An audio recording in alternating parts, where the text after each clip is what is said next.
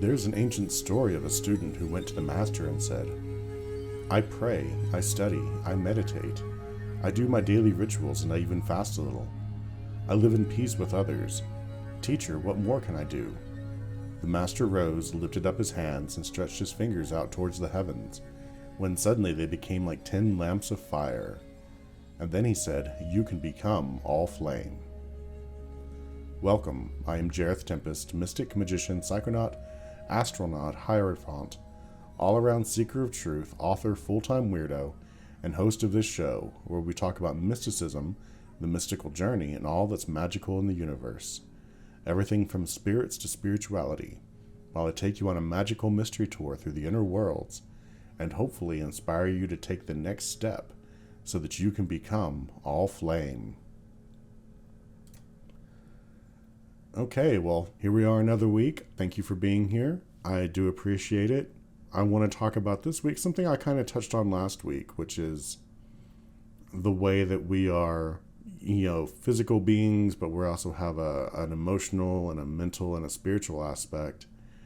I want to kind of talk about how we have to approach life from that more holistic viewpoint, and how if we neglect one, then how that can hurt us in the long run. But ultimately what we're trying to do is to be happy. That's what most of us want out of life, is to be happy. And there's really I think of three different, I'm not going to say degrees of happiness, but there's three types of happiness that I think of. And one is, there's happiness, which is really very fleeting. And it usually only comes whenever you're doing something that you really enjoy, it's fun, or whenever you first achieve a goal. It's not a very lasting feeling, though, that happiness. The next level that might not feel as extreme, but that is much more, it lasts longer, which is contentment. You can be content without being really happy all the time, but it usually means that you've achieved a certain stasis in your life, maybe. Where things are you've kind of limited the chaos or something, and you're kind of a stability, and you've reached a certain level of comfort, maybe. And then there's joy. And joy is kind of really the best one, and it's the one that it lasts forever. It's like an eternal feeling. Once you've discovered the joy in you, then really nothing can steal that from you. It doesn't matter what happens. You can see how, we talk about how we want to be happy, but happy might not be the best one. So as spiritual people and as magicians and whatnot, we need to be very clear about what it is we want out of life. And so we need to think about these things. And since happiness is the ultimate goal of many people, we need to figure out what that means. What does it mean to be truly happy? And a lot of the books and stuff that we use, they don't necessarily use the word happy. A lot of times they'll use success or wealth as kind of a stand-in, because and then they'll say, well, then you define what those things mean for you. It's like it's not a one-size-fits-all thing, or it's not a single definition of what we tend to think of as like wealth, which is a lot of money. To one person, wealth might be a lot of money, but to another person, wealth might be a big loving family with lots of friends and stuff. That could be wealthy for them. And so, but what is this? What are, this idea of success or wealth or happiness or whatever? And I think it really all ties into that idea that we are these multiple things, that we are a physical being, so we need to take care of our physical needs. It's really hard to be happy if you are physically you're cold, you're hungry, stuff like that. It can be really hard to be happy. But then this is the same with our emotional needs, though. If we're alone, or if we feel unfulfilled, it can, those are the things that can keep us from being happy. obviously, and like mental, if you're, there's a lot of mental chaos and stuff, and can be a lot harder to be happy. And then there's a spiritual component as well. And so I was watching something the other day, and they were talking about the metrics that we can use to kind of measure happiness. And the thing that tended to be the biggest thing that made people happy was relationships with other people. This is why card readers and stuff, the bulk of their questions are always about love. This seems to be, this is the thing that we crave the most as human beings. And it's very difficult to feel happy if you've not achieved some type of, if you don't have some good, solid relationship. It doesn't necessarily need to be a romantic relationship, but you've got to have some type of intimate relationship with somebody. And again, it doesn't, we use these words so much to mean romance and sex and stuff like that, but you can live a happy, fulfilled life without sex. It is possible. Because not everyone is built the same way. And, and some people need that, and some people, don't need it as much. And so I'm saying this just because there's certain people, I'm not necessarily trying to tell you that you don't need sex in your life to be happy. Just trying to say that, we can't narrow this definition down to that much for everybody. So, but anyway, we need, and it can be, good friendships or good, your family life outside of that. But you got to have somebody. You can't, humans are social creatures, and it's really hard to find any kind of happiness while you're alone. During my time in prison, this was obviously a big deal. It's like I found my inner joy, and I found contentment even in prison, but I could never be happy because, I was alone there, and I needed a woman, and a woman's attention. Like that was just, no matter where I was in that, I needed that. It was just like, and without having it, it was miserable.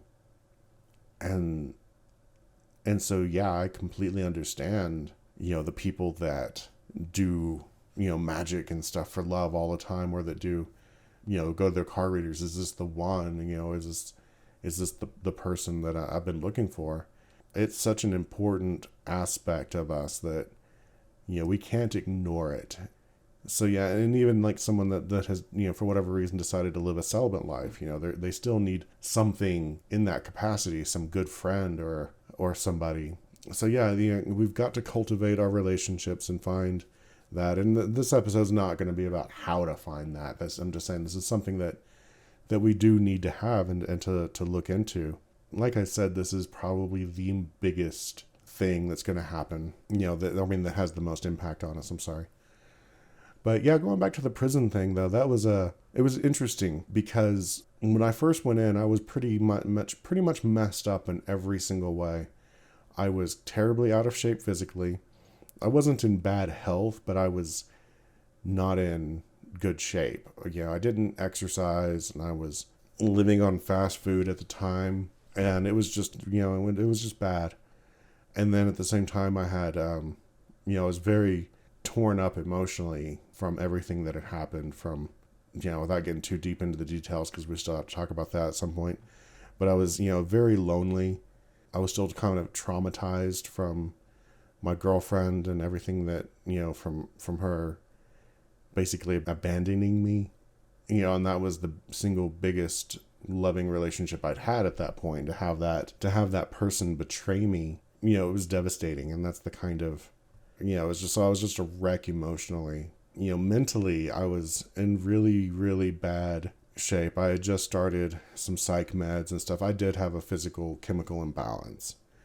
But on top of that, I was just, I've had a lot of trauma, especially as a child. So I had, only recently diagnosed PTSD, but it was untreated, and that kind of thing. I'd always suffered from depression. And so, yeah, that and that was ongoing, and I was deep into that when I went in. And then spiritually, I was worse than an atheist because I believed that there was some higher power, and I just hated him. And I hated him for making the world the way he did and for putting me in it, for allowing so much suffering and for me to suffer so much. And so I was in about as short of the physical health, I was about as bad a shape as you could absolutely be, but even that was not good. And so yeah, I was a very miserable person. Several things had to happen to change that. Probably the first thing that would happen is it took a couple of years for the psych meds to do their job and to get my mind, the chemicals in my mind and stuff stabilized. So that was a big help. So I will never tell somebody that, no, you don't need to be on those medicines or whatever. Now, there can be a very real need for psych meds and of different varieties. But eventually I did get off of them. There was a time when I didn't need them anymore and their side effects were causing more problems than their good effects. But I did need those medications. And so I'm not saying, you and that's between you and your doctor. You have to figure that out. And it can be it's a lot to get on those and to get off of them. It is not a pleasant experience, but they did help me and they helped me a lot and I'm very grateful for them. And so that was actually the first thing. It would have been impossible for anything to happen had I not got that stuff worked out. The chemical stuff again, it's very hard to make anything happen on an emotional or mental or spiritual level if the physical doesn't at least have the base needs like at least stabilized in some way. And so I'm in prison, so I've got some food, I've got shelter and stuff, relative. Everything's kind of, it's good enough, It's not good, but it's not, I'm not living on the streets having to worry about where my next meal is coming from. They're might not be much of a next meal, but I know it's coming. And it might not be great for me, but it'll keep me alive. So, that level at least is taken care of for me there. And then that next level, emotional, like when I first went in, I was I'm not going to let this place change me. I'm going to stay who I am. And that kind of built up a wall between me and anyone else that was in there who might be trying to just live a life in there. Because at a certain degree, you have to adapt to the culture that you're living in. And it doesn't matter what that culture is. There's a certain level that you need to give into that to be able to fit in with the people around you. And so I had to learn that lesson. But when I did that, then kind of took that wall down, and I was able to relate to other people who were in there and made some actual really good, friends. And it's weird. That's when you can start really having a life inside. It's not something you expect. But yeah, you have to kind of be willing to meet people halfway at least, to be able to connect in any way. And that's something that I learned of all places in prison, that you've got to, and I'm not saying, because it's not like suddenly you have to be like full hardcore, I'm a convict and I'm beat people up and stuff. And it's not like that, but there's just a certain level of not necessarily, it's like almost everyone in there is doing something against the rules.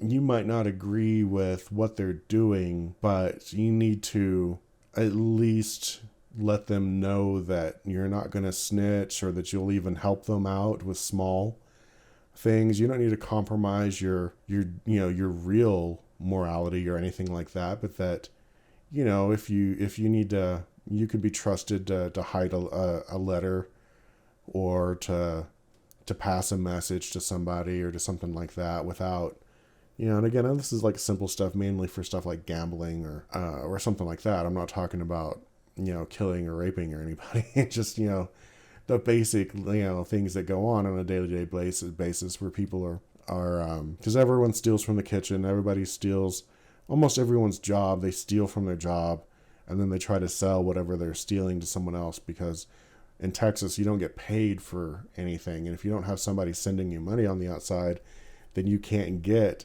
even basic hygiene. They don't give you deodorant. They don't give you toothpaste. They don't give you anything. They give you tooth powder. You get this powder, and you get a little toothbrush the size of like a knuckle, and you put the tooth powder, and that's it. That's all that the state gives you. And so if you don't have anyone giving you money on the outside, then you've got to hustle to get more, just to get your basic hygiene stuff like deodorant and shampoo and stuff.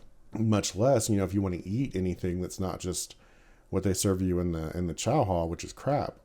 I'm not trying to get too deep into the prison industrial complex, but I'm just trying to explain that there's this constant, what they call the game, going on. People are hustling, trying to make ends meet for themselves. And so if you go in and you're not willing to be a part of that in any way, then you're kind of setting yourself to be outside. It is kind of what I'm saying. And so anyway, I had to figure that out, and I had to learn the culture that's in there, and then I could actually make friends and begin to meet those emotional needs.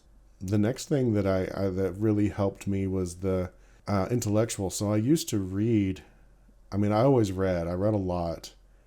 And I was reading a lot of fiction from, what my family would send me or what I'd ask for and stuff. What really helped me was when I got involved in the church in there, and I started studying the church, and I started learning, not just reading for entertainment, but reading for learning reasons. That was a big help. And having something productive to think about and to ponder and to study, it's a very healthy thing. And so that's about the time that I can say that that things really started to change for me, and I quit being miserable. And while I wasn't happy, I think I reached a level of contentment. When you have something that's, at least, because it's very difficult, and there's not a lot of people that have an intelligent conversation about things in there. And so to have something that's intellectually stimulating, with friends that I care about, and having those basic needs met, then at that point, then I can say that and I had a little bit of a community in there. That's when I kind of reached a level of contentment, and it was like a life. And this is the type of thing that used to piss the guards off. They would be like, because they would just be so miserable, and they'd see some of us in there that had reached a certain level of contentment in prison, and they would just drive them nuts, and they would just torture you, fuck with you, because they hated seeing that. And so you've got to find you need to find a community. You've got to find something that's intellectually, you've got to grow intellectually on a regular basis. You can't stagnate or atrophy. You need to constantly be learning. And this is a good thing about magic. It's like there's so much to learn about and to study. So you're constantly feeding yourself and learning and stuff. So that's an excellent thing about what our hobby, I guess you could say, our lifestyle is there's plenty to read, and there's plenty to learn, and you're constantly growing in that way. And it can give you a sense of community. And those are all really good things, and can help you find that level of contentment in your life. But even outside of just the magic community and just your general life, friends, a sense of community, and learning is so important. And then finally, as I started to grow spiritually in there, and I began to meditate, things really, that's like, I reached a level, it's in that spiritual journey that you will find joy. And it's kind of when you figure out who you are.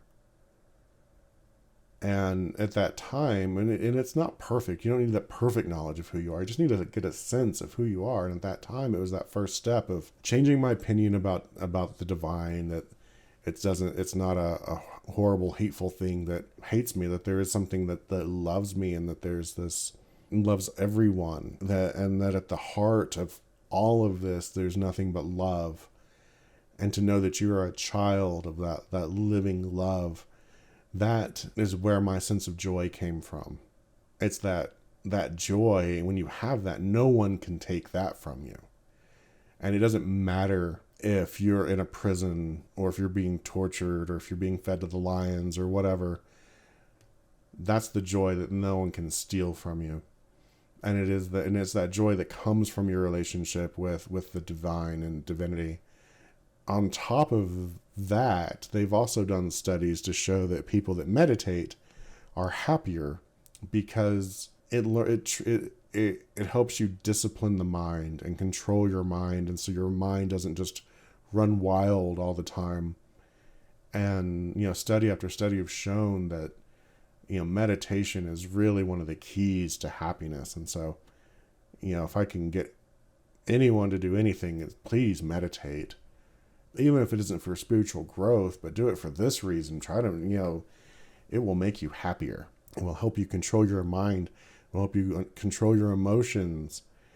And all of these things, if they run wild, you can never find peace or contentment or anything, because, everything is just crazy all the time. And so learn to meditate and learn to control your mind and control your emotions and get there. And so I'd reached that point. I was really deeply in the spiritual, and I had that level going, and I got my mental illness under control, and I was reading and studying and growing in that way. And so that was good. And, I still was lonely because I didn't have a romantic relationship, but I had friends and I had that. So that was okay. And then it became time to get the physical together. And I started to run, and I started to be mindful of what I would eat. Now, in prison, it's not like I had a lot of healthy choices, but I tried to do better. And so, I would go out and run, and then I got, in shape physically. And I kind of at the same time, right before that, I remember I was talking to a friend of mine, and he had none of the spiritual stuff going. He did like to read, and I was actually surprising how much he liked to read and study and stuff. And I was helping him with that. And he always had a bunch of friends and stuff. And he had got started exercising and getting in shape. He's like, well, and he got way happier in his life. And he's like, exercise was the way to go. And I think what it is just that, of those various aspects of life, he had enough of them in that right direction. He was able to get happy. So no, you don't have to have that spiritual aspect to be happy or to be content, but you've got to get some of these. You can have something, one or two that maybe aren't in best shape if the other ones are doing good. It's kind of the point of what I mean. You don't have to do it exactly the way I did is another thing. Yeah, and I remember we had that conversation. I was like, well, I'm really happy because I've got my spiritual stuff going on here. He's like, well, I'm really happy because I got this physical stuff going on. So finally I was like, fine, I'm going to take care of the physical too.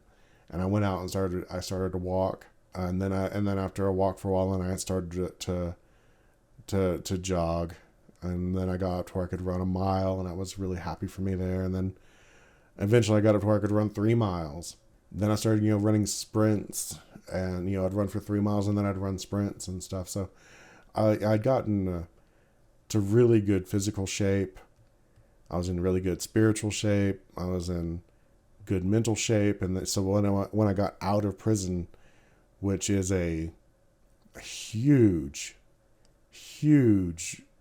culture shock. I did 10 years, and it's just like the world is not the same place in 2011 as it was in 2001. While there's a lot of things that were still very familiar, it was a very shocking place. And the thing that that you don't understand whenever you're in there is that your decision making is very limited. You might only make about a couple hundred decisions a day in prison, whereas out in the world you make thousands every day, and that has an effect on you and your ability to make decisions. And so it's a shock. It is a shock when you get out.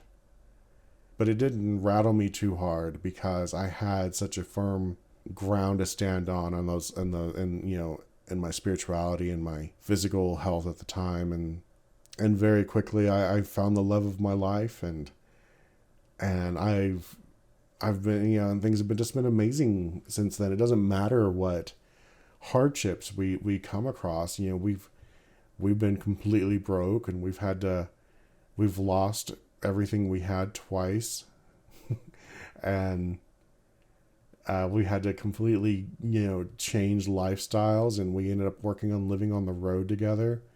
We were escort drivers for windmill blades, and so we lived on the road. We lived out of a van with our 2 dogs, and we didn't have a place of our own. Well, we had a place, but we were living out there, and that's when People broke in and stole everything in our house because it was empty for too long. Yeah, I mean, it's been an adventure, but nothing has been able to touch my joy or even my contentment, no matter what we went through, because everything was going to be okay, and I knew everything was going to be okay. And yeah, and that's the final piece that I don't know if people really understand, is that your attitude towards it can mean so much. I guess naturally I'm kind of a pessimist. I'm definitely would call myself a realist, which I kind of, especially in prison, will teach you this. You expect the worst and hope for the best, and that's about as healthy as you can get in there as far as that goes. That's not really a good attitude to have in the world. Now, you don't want to set your expectations too high because you'll never live up to them. Yeah, I need to talk about expectations too. We'll get to that. I'll have to come back to that. But you can't, you need to be optimistic, and especially for magic, you need to be optimistic that things will work out and that things will get better and things can get better, and that you're expecting the best and not just expecting the worst. And the more that you learn to expect good things to come to you, the more good things will come to you. And they tend to call this the law of attraction, but it's not the law of attraction. I hate that. It's not a law. If it was a law, it would always work. It would always work the same way. It's stupid to call it a law. But there is, and all the other versions of it, whatever. But what it boils down to, though, is if you believe that good things will come to you, then more often than not, good things will start to come to you. And if you believe that bad things will come to you, then you'll continue to bring bad into your life. Or at least you will fail to attract those good things.